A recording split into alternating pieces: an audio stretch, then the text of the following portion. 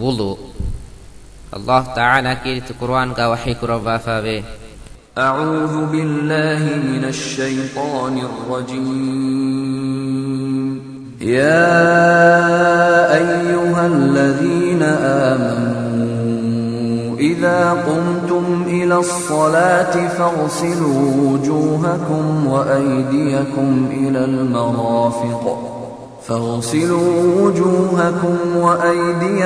إلى المرافق وامسحوا برؤوسكم وأرجلكم إلى الكعبين.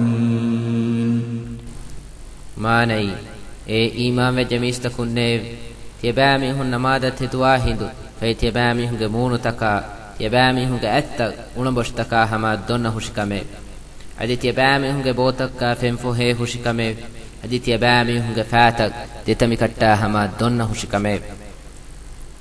وضوء لا نماذ صح نواني كما رسول الله صلى الله عليه وسلم حديث الكرفافا وحديث الكافي لا يقبل الله صلاة بغير طهور رواه مسلم.